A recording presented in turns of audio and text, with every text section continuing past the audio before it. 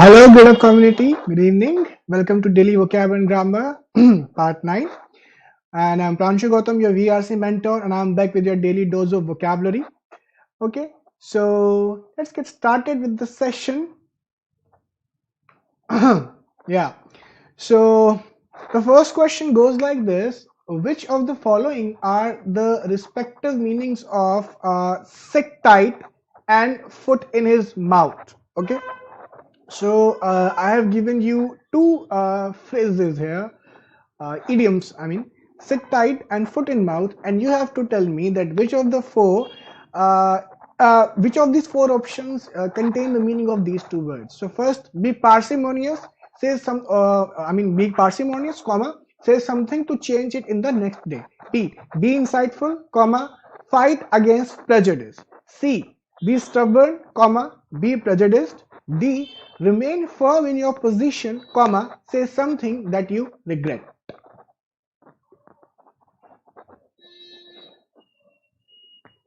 So I'm going to wait for 2-3 more minutes till more participants join. Yeah, and as it goes without saying, if you're enjoying these videos, please like these videos, subscribe to our channel, share these videos with the people, your friends who might be preparing for respective management exams.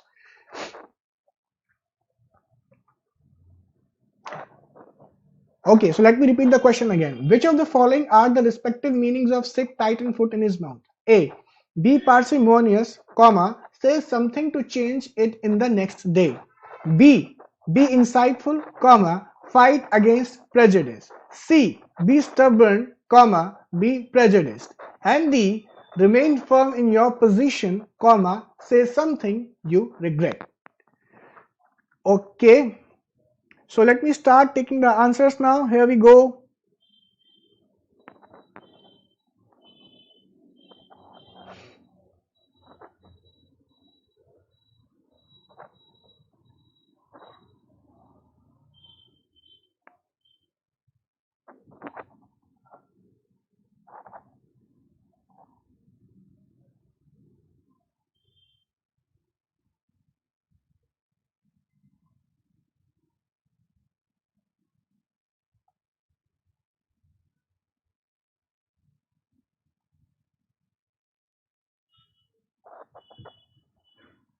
Okay, let me see how many of you got it right.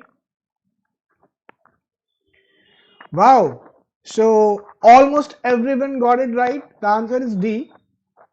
Remain firm in your position, comma, say something that you regret. Okay, sit tight means that you remain firm in your position.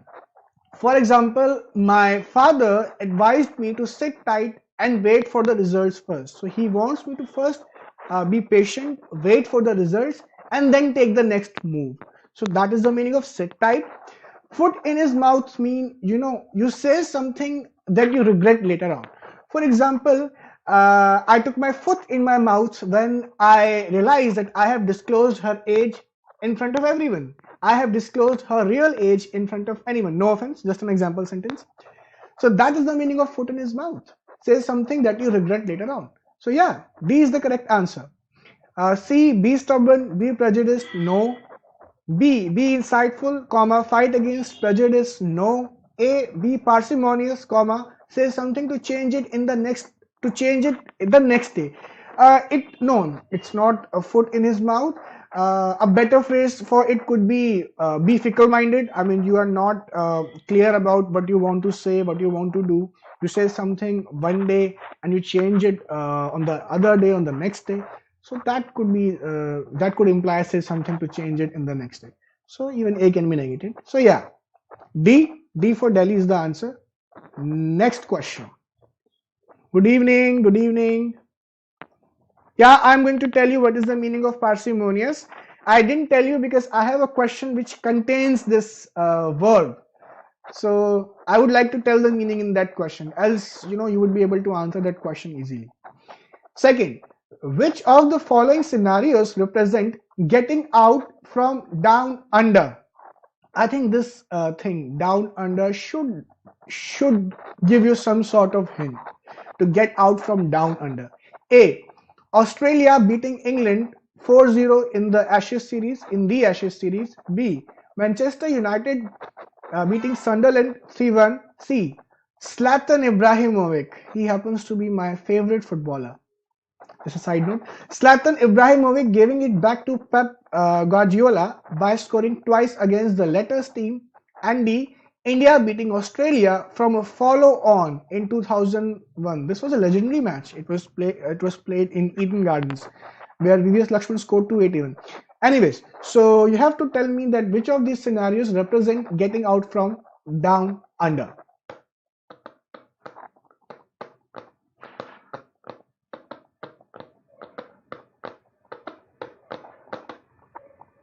Let me give you 30 seconds. In fact, 20.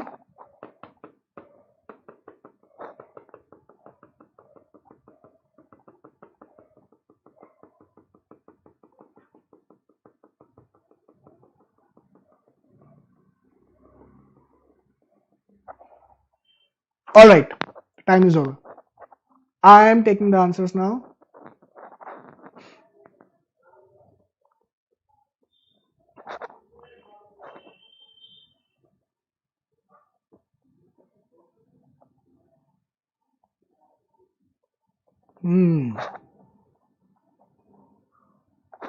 It should be a setter. I believe you people would be able to answer it very easily. I have full faith in you people.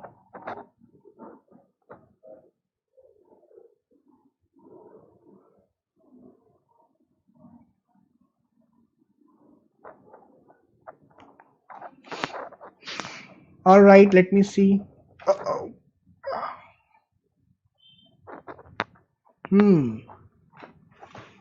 So, yeah, half of you got it right. Just a second. My camera is in trouble. Yeah. Okay, so half of you got it right, which is good. D is the correct answer. Okay, so to get out from down under means to be in a situation where you are not the favorite, where conditions are not in your favor, yet you fight against the conditions and you emerge victorious. Okay, this much explanation should suffice. D happens to be the correct answer. India beating Australia from a follow on. So when you are following on, you are 99% of people would feel that you would lose the match, right? But then you not only follow on successfully, you also beat the other team. So that is the real deal. That is getting out from down under. So D happens to be the correct answer. And yeah, most of you got it right, which is a good thing. Next question.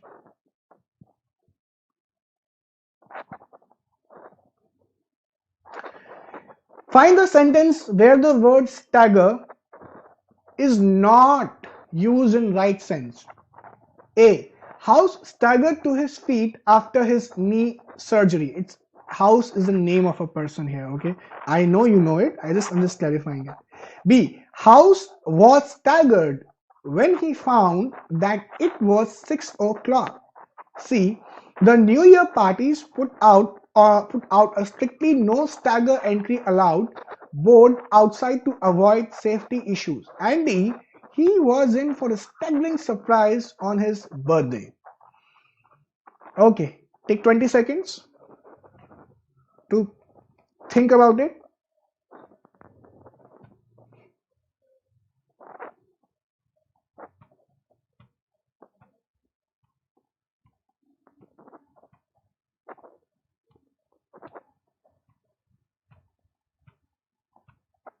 All right, the time is over. I am taking answers now.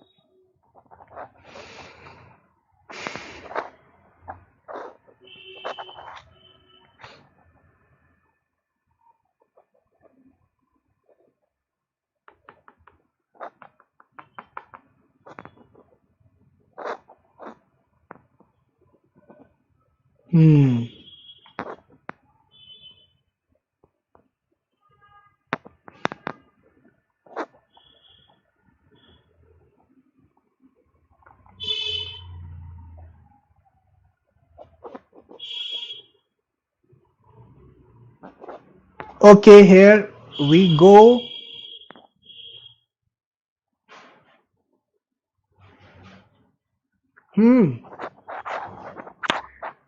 So there is a fight between C and D. Some people think that it could be B also. Some have even bet their money on A. The answer is this. C. Stagger has two meanings. One is unstable movement,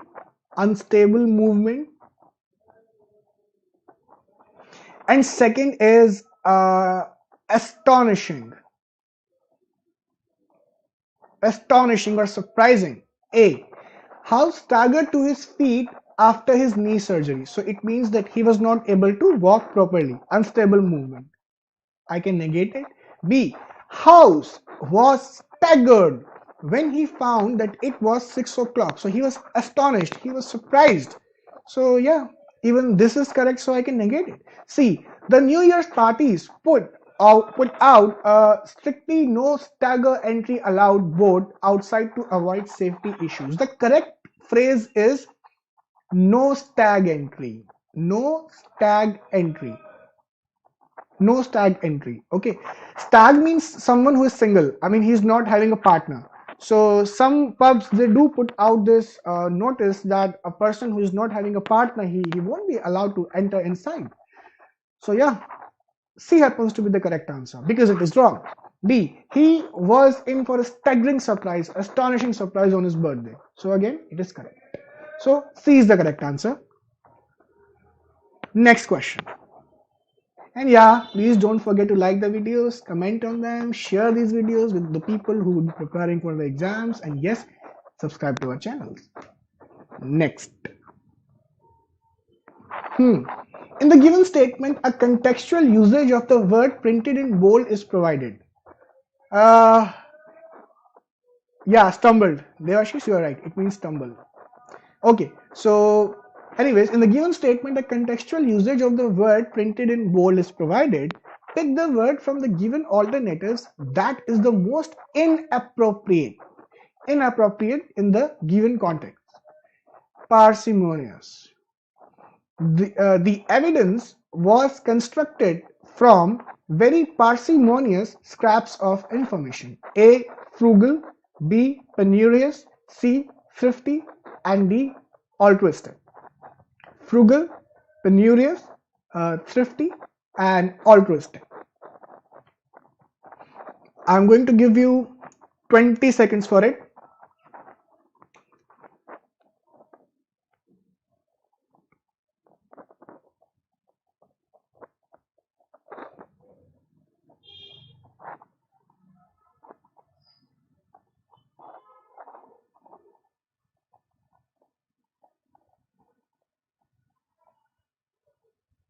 All right, time is over.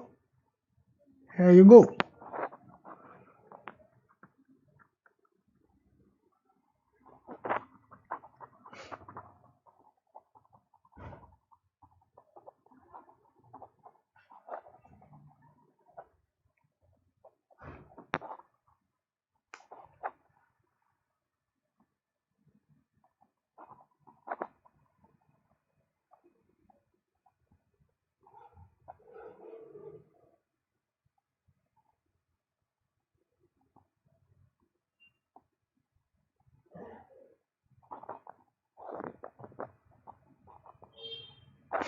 All right, let's see. Okay.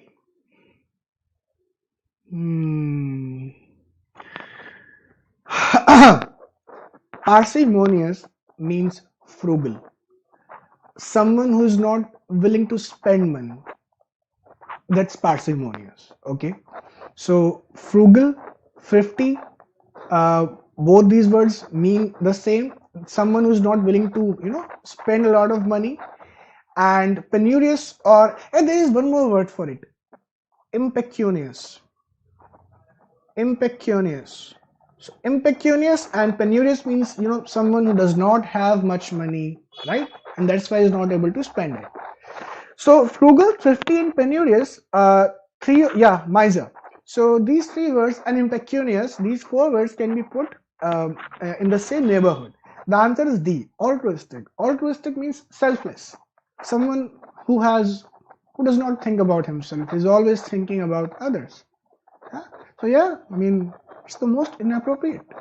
The evidence was constructed from very parsimonious scraps of information. Means the piece of information available, the pieces of information available was very less in quantity.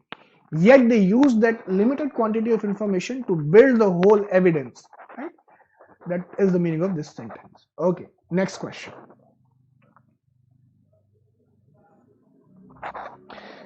Yeah, for the word given below, a contextual usage is provided. Pick the word from the alternatives that is most inappropriate in the given context.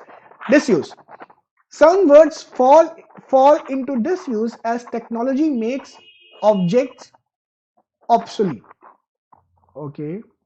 Some words fall into disuse as technology makes objects obsolete. A. Prevalent. B. Discarded. C. Obliterated. And D. Unfashionable. Prevalent, discarded, obliterated, and unfashionable. Okay. Giving you 20 seconds by clock to think about it, and then we shall start taking the answers.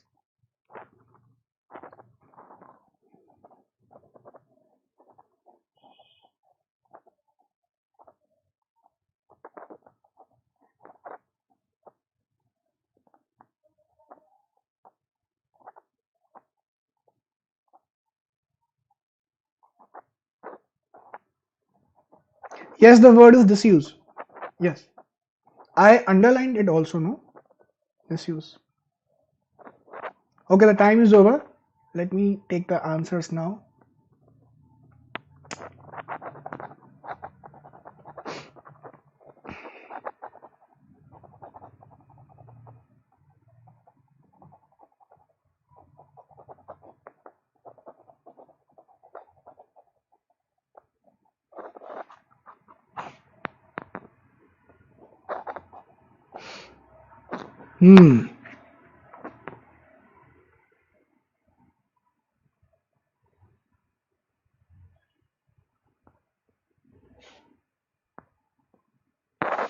Very well.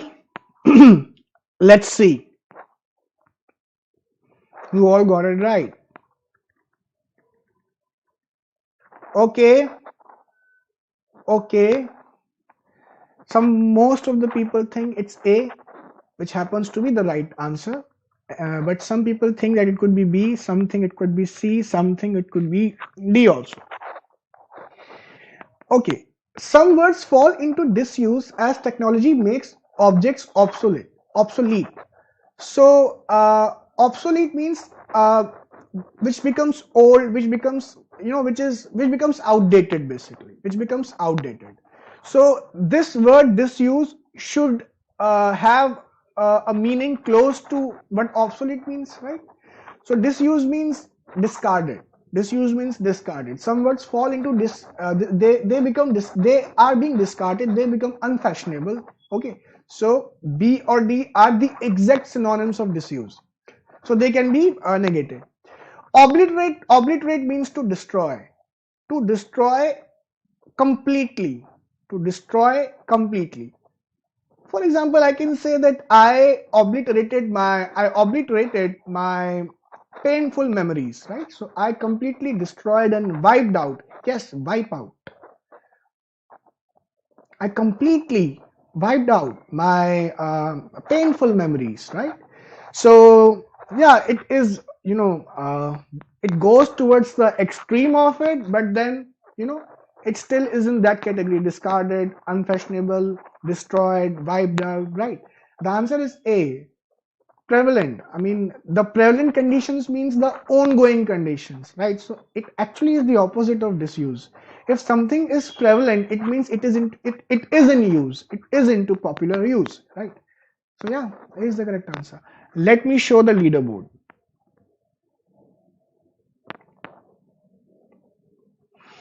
Okay, quite an encouraging sight. Someone got 4 right. It's good. Most of the people got 3 right, 2 right, and one right, which is still very much fine. Is still very much fine.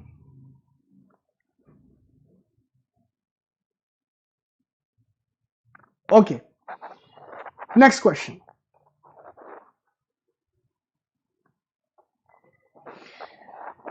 Neocosmic. So basically, you have to tell the meaning of this phrase. Sorry, I didn't give the directions.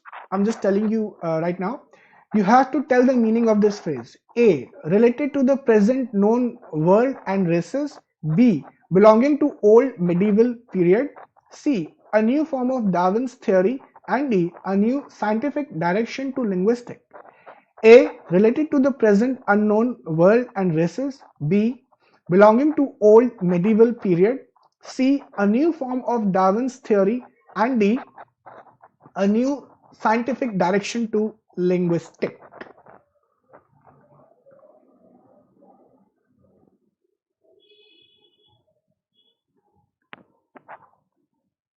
Okay, so 20 seconds by the clock.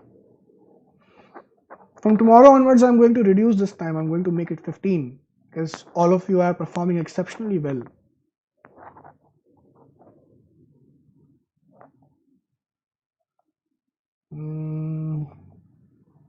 And stop. Here you go.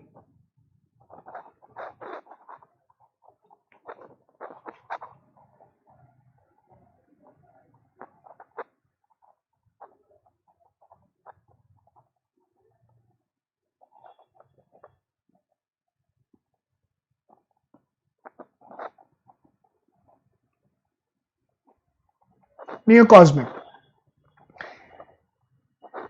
You should at least know the meaning of neo.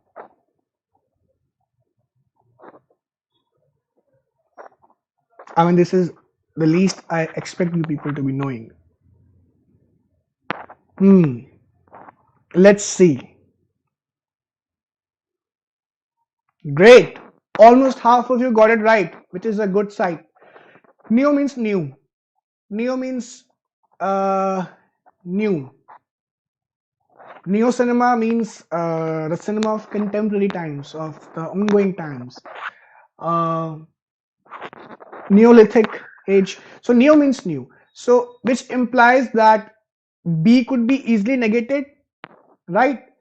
And actually neocosmic means related to present known world and races. A happens to be the correct answer. A new form of Darwin's theory, no. A new scientific direction to linguistic. I mean, neocosmic. There is no word, neither the suffix nor the prefix suggests that it's concerned with language. So yeah, it could be negated easily. So B or D were very easy picks. We could have easily negated B and D. The fight should have been between A and C, but it's the other way around. The fight here happens between A and D. Okay. Next.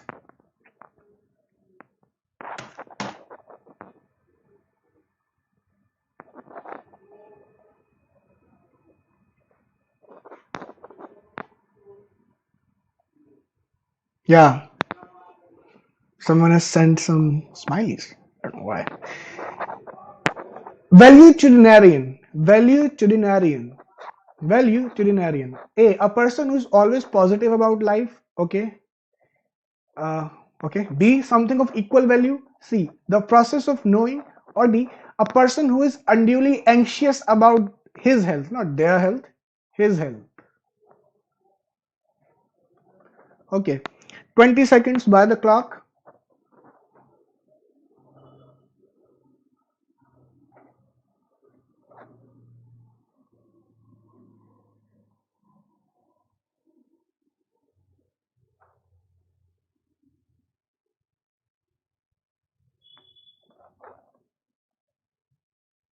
Okay. Here I go and start taking the answers.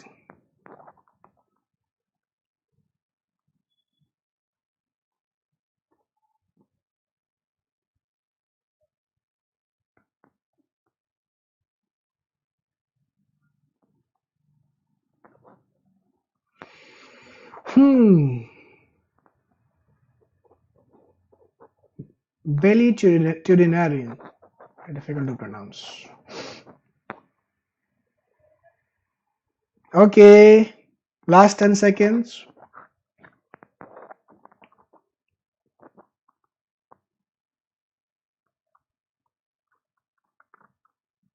Very well. Yeah, right.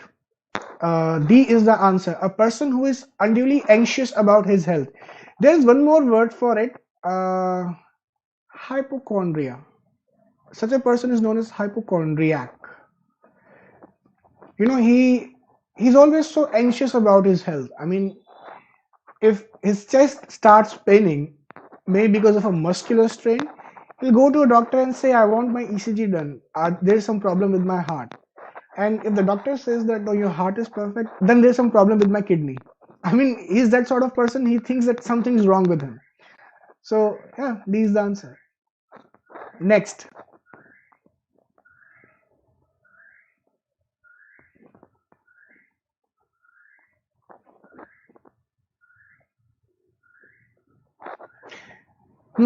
Ease is to alleviate. Ease is to alleviate. So you have to select the lettered pair that best expresses a relationship similar to the one expressed in the original pair. Ease is to alleviate. So A option, hint is to allocative. B, revolt is to repudiate. C, collapse is to rise. Or D, question is to interrogate. So 20 seconds by the clock.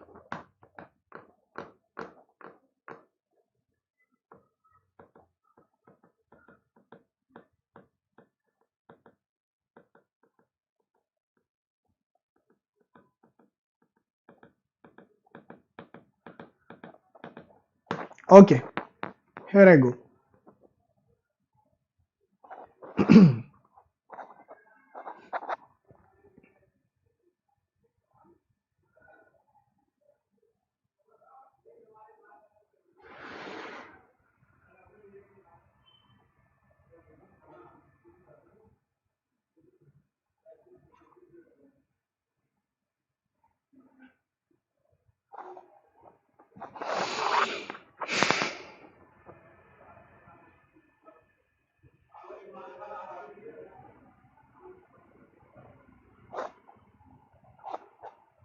Most of the people, okay, let me just note this does.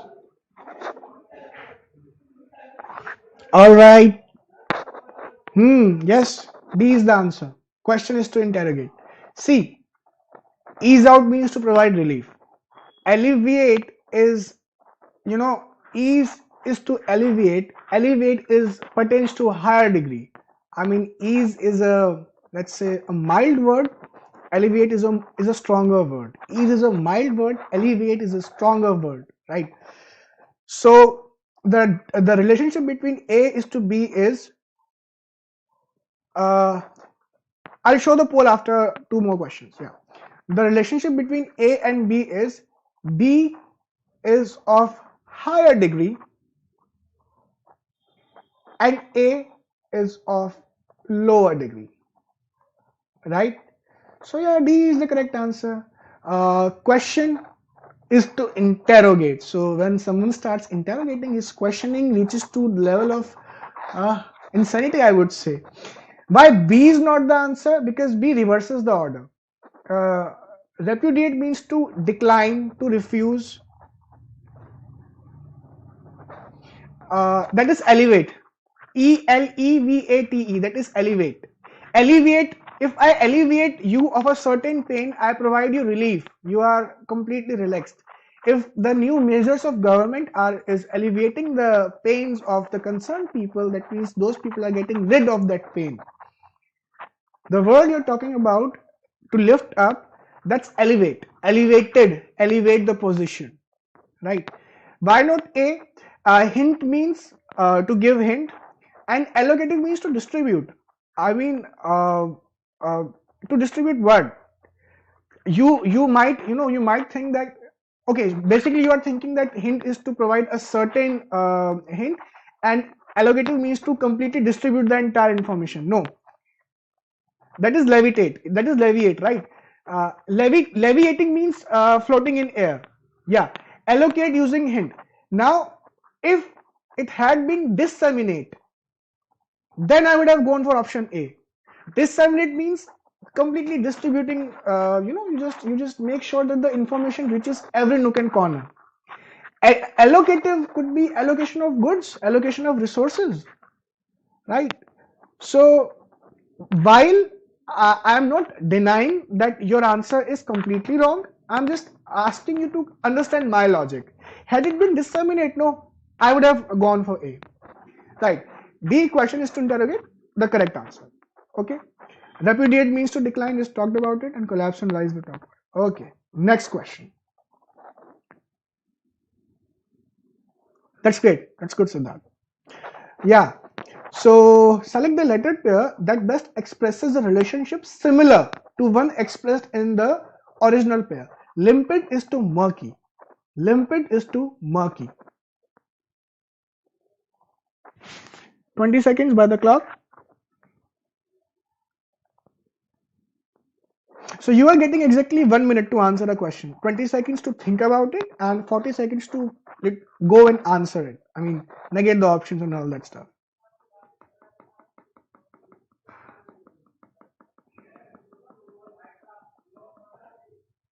Stop.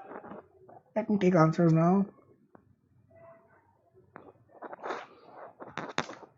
Oops.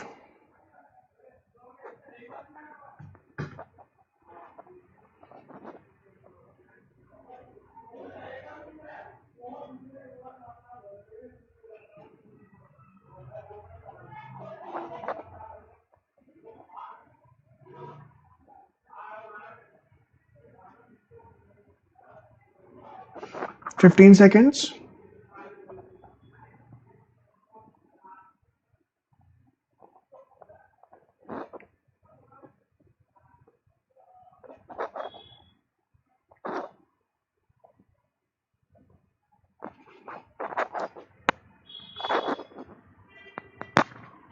Yeah, but some people think that even B could be the answer. Okay. Limpid means clear. Clear. So limpid waters imply clear water, crystal clear. And murky means dirty. Murky means dirty. So basically these two words are antonyms. So C, bright is to gloomy is the answer. Bright means bright. Gloomy means dark. Gloomy means dark. Yeah, C is the answer. Dazed and clouded both means not clear. Both mean not clear. Obscure and vague both mean vague and not clear. If my answers, if something related to me is obscuring, it means that it's not clear, it's not completely visible, it's not clear basically. And vague means vague, abstract, obscure, vague. All of these words mean the same. Something is not clear. Okay. D, nebulous and dim. Nebulous also means dim. So again, these are synonyms. So these three options can be negated. C is the correct answer. Last question of the day, and I must say easiest one.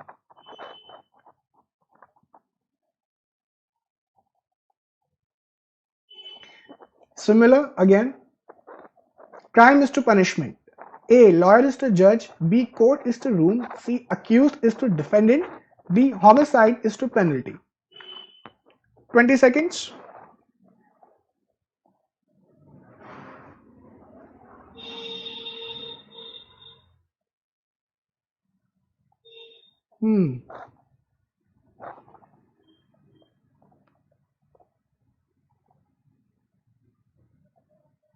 Okay. Let me start taking the answers now.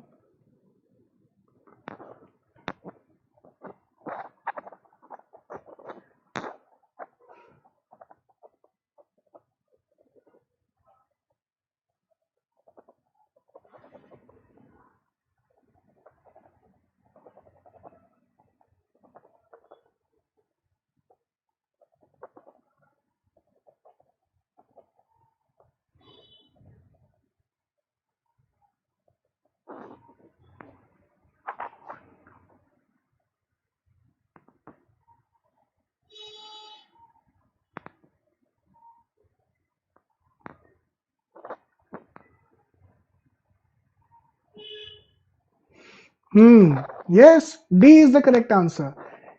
Crime will get you punishment. Homicide means murder. Homicide is derived from hom or homo, which means human being basically, and cedium means to kill. So homicide is murder of someone. So it might get you some sort of penalty, some sort of legal penalty. So yeah, D happens to be the correct answer. Court is to room, doesn't make any sense. Lawyer is to judge, doesn't make any sense. Accused is to defendant, does not make any sense. So yeah, D is the correct answer. Let me show the leaderboard now.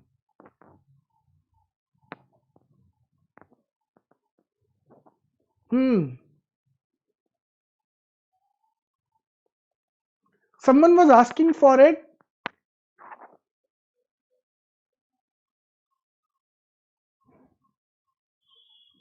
So here goes the score. Good performance. 60 is the highest score for today. Some questions are a bit tricky. I won't deny that. And everyone got at least one correct, which is again a very good, a very encouraging side, I should say. And most of the people are scoring 50s. I mean, 10 out of 5 correct, 10 out of 4, 10 out of 3. Yeah, it's fine. Very good performance. So this is the ninth day. So today, so we have learned close to 90 words as of now. As I speak, we have learned close to 90 words within 7, 8, 9, 10 days, and that's a big deal. And these words are the sort of words, they are taken from the PYSPs, the previous year questions. So yeah, a very good performance. So I always get confused between two options. So should I go for what I thought first or second? Um,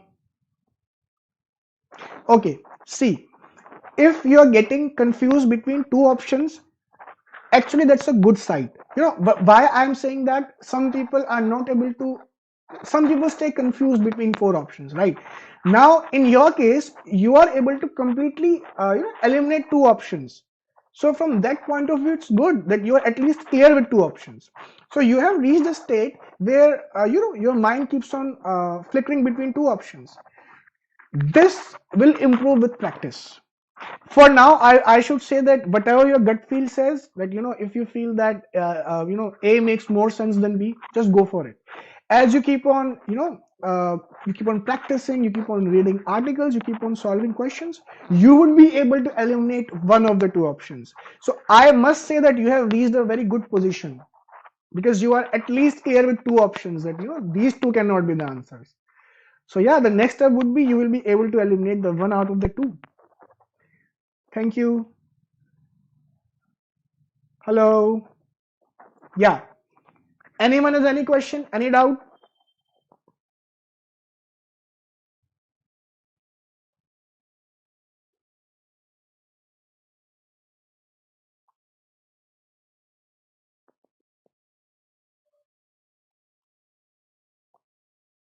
All right. So let me just end the session. Thank you so much for coming every day and participating in these quizzes. And yeah, it's since testnet is approaching, what's the best way to cover vocabulary in short time? Okay, first of all, attend every quiz. Attend every quiz, because whatever questions I'm discussing, they are very important. Whatever questions, in fact, any teacher is discussing with you at this point of time, all of them are very important. Just keep a note of those words. Second you can do is, if you want to like sort of if you have flashcards, because I won't suggest you to go for word power made easy normal UVs, because we don't have much time. But as of now, what you can do is, if you have flashcards, or let's say if you have a collection of some 500 400 words, you learn the words starting from S, P, I, C, and E. First S, then P, then I, then C, then E. First learn these words, okay? The words starting from S, P, I, C, E. And then go for A, B, C.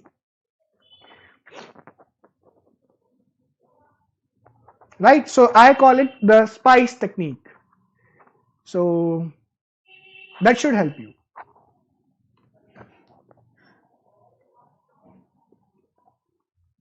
Yeah. Anyone else has any question?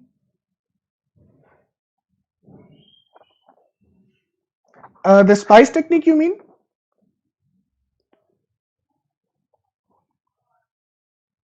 What I'm saying is that, right now, since testnet is just round the corner, I won't ask you to, sort of go for any motive book, right? What I can say is, if you have a collection of words, if you have flashcards with you, first learn all the words that start from S, then learn all the words that start from P. Similarly, I, then C, and then E. Once you are done with these, then go for A, then B, and then C. So I call it the spice technique.